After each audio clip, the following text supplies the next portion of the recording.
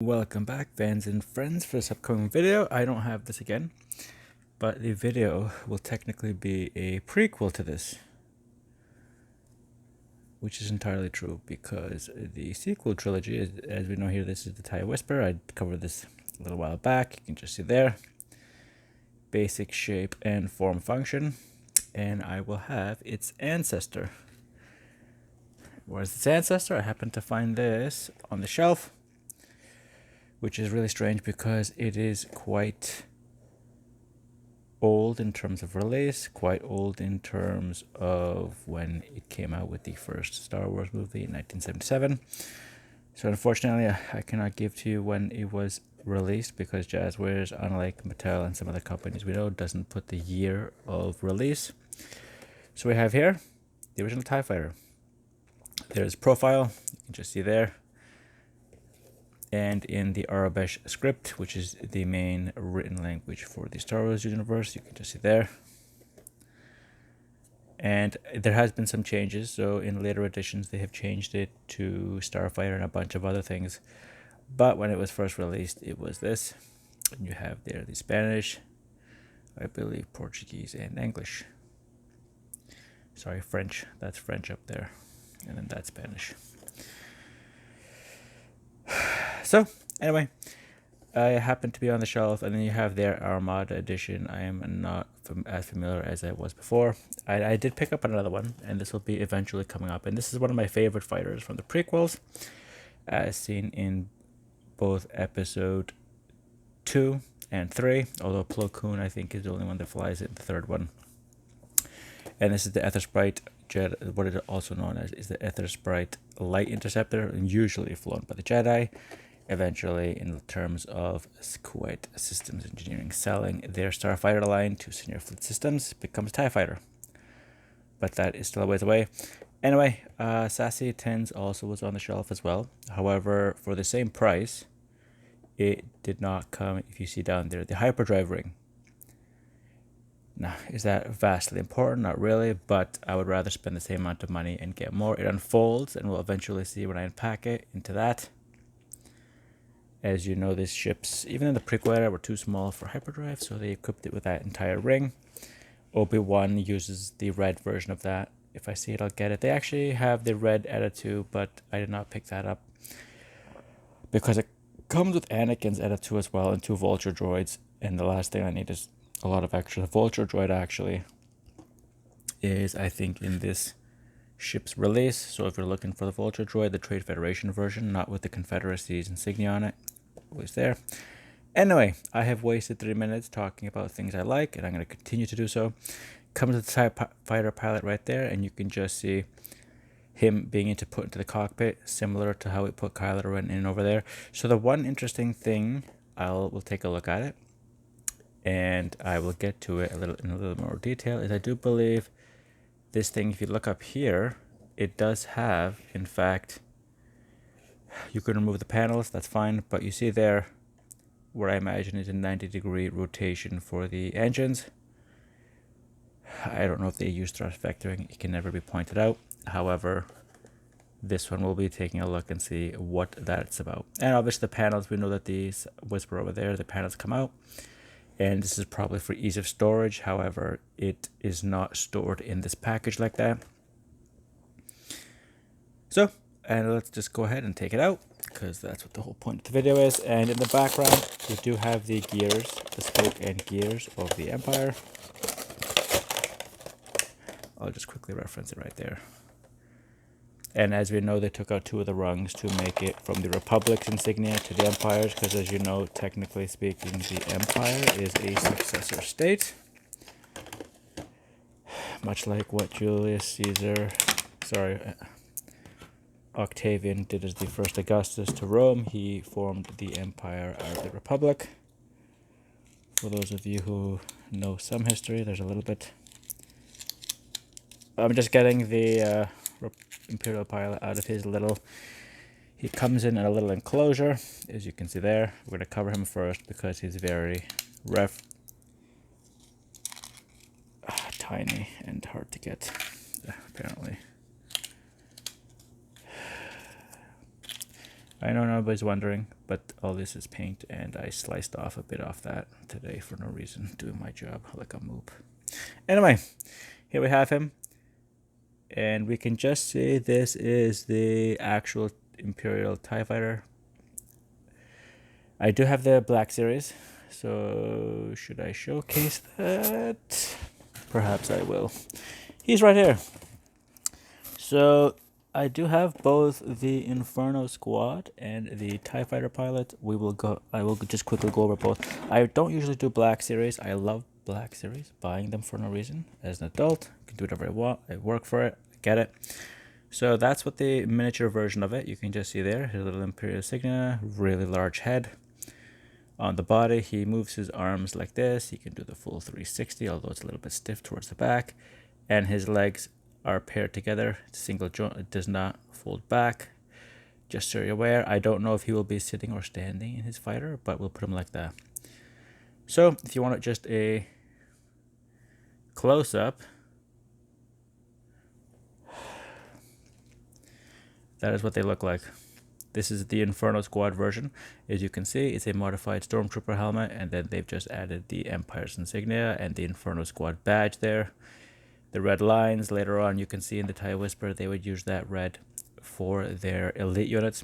So this, unfortunately, one of the cool things, one of the other cool things about this blaster, as you see there, they have, this is the old style. So the new style, they've removed the flashlight. They have made it all one piece painting. What do I mean by that? Well, if you go out and buy a Trooper now, looks like that. So they have removed a bunch of things, cost cutting. You can just see the Inferno Squad. Also, it's an elite unit, so maybe they have more say in the stuff they get, but you can just see there.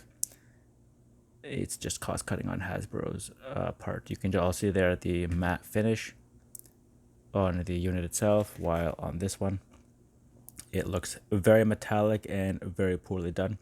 This is what the standard TIE Fighter pilot would look like. And as you can see there, I'm not going to go over any of the articulation. There must be 10,000 videos. Another thing they've cut out of a lot of these more recent figures is the holster here. I have a bunch of these E11s, so I put an extra one here. And this is obviously the hybrid of both. So you have here painted on a normal Sterling submachine gun, this would be the ejection port. And obviously that's where the magazine goes, and it would literally be ejecting the bullets out of the side, but because it's a blaster, it doesn't do any of that stuff. And so here we have I'll take it out of his or her hands. And this video has become, and you can just see there, the magazine is also a different size. Anyway, I apologize. It is now not a TIE Fighter video. It is technically a TIE Fighter pilot video. Anyway, I will put those aside and I will get right to it because honestly, it's one of my favorite craft. I think this is initially when I saw these passing on Han Solo's fighter and then shooting at it when they tried to leave the Death Star. That's, I think, when I became a Star Wars fan. You just have such a weird craft. You don't know too much about the lore of the Empire. And then you're wondering, why would they design something as weird as this to dogfight? Anyway, I'll get into the tactics and technology a little bit later. Anyway, looking into the cockpit, you have the controls underneath the front pane glass, the two laser cannons just underneath the cockpit. You have the rear, this bottom thing, which does not house anything. There's no laser cannon, missile launcher, nothing like that. You have the top there, which hopefully will open easily, and we can put the pilot in. You have all sorts of little bits on the left and right side.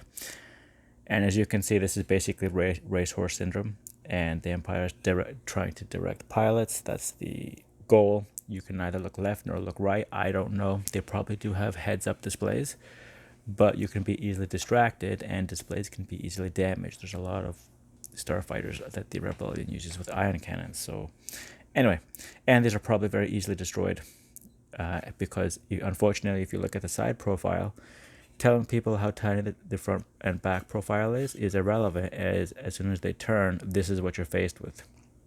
And when I pick up a TIE Advance and TIE Interceptor, I'll bring it up, but you can just see the difference in the overall. And you can just see, obviously, the Whisper's much bigger, but it packs in a lot more stuff into it. I think that has 5 times as many weapons, just for starters. Anyway, back to TIE Fighter. You have the struts, very simple, silver metallic, obviously plastic, and you have these hex spokes reminiscent of the Empire. Obviously, give it solar panels, and how basically in science fiction speak, as soon as the electromagnetic radiation, either from the sun or in space, hits this, it uses a closed loop system of exciting certain gases and moving the engine parts. Not the engine parts, sorry, an internal turbine. It allows the engine to move it with almost no moving parts. So unfortunately, it is very simplistic. If you're looking for the twin part of it, I just see the ion engine itself. Perhaps those two there, allowing for a limited amount of thrust vectoring. And so what I will try to do is see how they pop off the back. And if you're wondering, that's how you pop off the panels. They are grooved, and I learned this with the Whisper. So literally you can see there they are keyed for the right side. You cannot put them in I think so anyway. With the Whisper you couldn't. Yeah, so they are pretty much identical. I don't see the left side not fitting with the right side. So the TIE Whispers, the parts of it are keyed because these ones are irrelevant. They're top and bottom. They will both face the same direction no matter what you do. And we have a look into the cockpit. So he will be sitting. Thankfully, it's nothing like what we saw in Andor. There's the back seat. There's the cushion. And looking out to the front, it is a nice and clear view. However, you have absolutely nothing outside of that. So normally this too, it would have been really nice. And in the Whisper, they did do this, where this panel here would be semi-transparent. Those little black parts are actually supposed to be the same as this. So I brought that up. You can just see Kylo Ren in there. And I don't know why they didn't do it with this. It just adds a little bit extra. And honestly, these people must be doing so well with claustrophobia. They're not only put in a fully encased bodysuit, but then they're shoved into one of these things, and off you go into space. So there was a certain amount of dedication. This doesn't seem like a job with career prospects. So honestly, it opens up like that. I don't know what it's supposed to do or why. It is not covered whatsoever. It opens 90 degrees, and then you do what? Basically nothing. It just, I don't know, if you want to ever depict it getting serviced, here you are. I also have the TIE Outland. So actually I do have that. So maybe I'll get to it eventually. I don't know, honestly, the successor state of Disney. Star Wars has not been quite as detailed. If anybody's familiar with the cutaways of the prequels and the original trilogy, are much more, you look at it and they'll tell you the type of laser cannon generation, stuff like that. And then the Disney stuff just does none of that. So anyway, I could not tell you with that one what's the difference in laser cannon technology and this and that, blah, blah, blah. You just have to pretend that they know what they're doing. If you read the page 2, it says it has 5 laser cannons on each wing for a total of 10. But then you know that there's 2 on the pod. So that would be 12, not 10. Anyway, as you can see, I'm struggling with the cockpit again. I will just quickly put the pilot in there.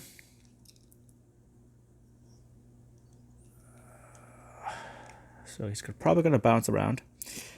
No, you know what? He actually fits perfectly in there. So unlike, it's obviously his head is going to hit the top, but you can see, you can hear Kylo.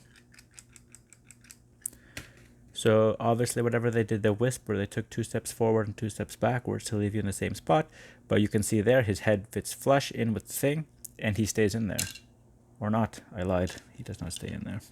He mostly stayed in there. Anyway, what is important is I am now going to do him a solid and can close him in there.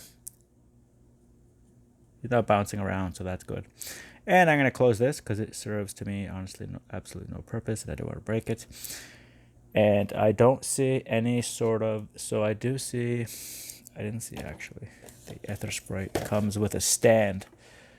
Shin Hati's fighter came with a stand, but technically the Aetherspite has the hyperdrive ring, so therefore would not need it.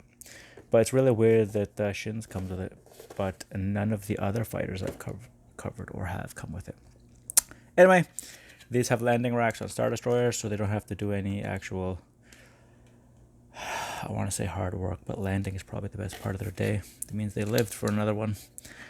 And we can just see there a little bit of a defect scratched off. You can just see that actually it's very nicely textured. You get it. It feels really nice. It's very light, very plastic feeling. Unfortunately, that there is a battle damage version of this craft out there. I think it's series 11. So this is 11B. Sorry, 10B. And I think number 10 is actually the one with damage on it. If you can imagine these things surviving 1 or 2 combats and getting damaged, it's no shielding, no life support. In theory, you cut down on the costs. Oh yeah, but like I said, if you're willing to give it a shot, honestly, it's one of my favorite crafts. As soon as I saw it on the shelf, I bought it. Didn't hesitate whatsoever.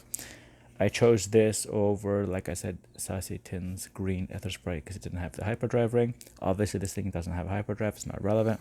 It's not going to space. But there we have it. You can see there the pilot doing what he was made to do.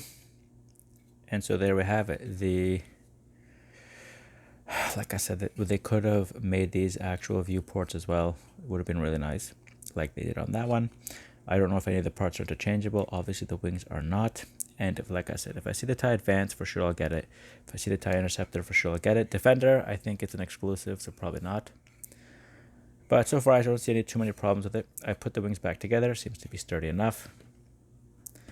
A little bit uneven, but we can live with that. Like I said, I think it was ironic, like I said, this craft that said to me, what are these guys doing, sending like so many of them out to get themselves killed? You'd say, don't they know better? But the more you get into it, the more you realize this is an organization strip mining everything it was built upon to serve itself. And then this is what you get. Basically, you have highly trained professionals that are entirely disposable. And you wonder why everything falls apart when you take a little bit of damage. Well, it's because you're built literally on something that is made to fail. Anyway. Here's my Inferno Squad agent, as he is known. Putting the blaster, and he is just a repaint slash, I don't know how to call it, like an M2, a redecoration. Comes with the holster, but obviously I only have 1 extra blaster, and the regular pilot got that. He stands very well. So there you go. Maybe not when I do it, but normally he stands very well. Anyway, fans and friends, I apologize, but this is a subject I happen to like a lot more than normally. You can tell.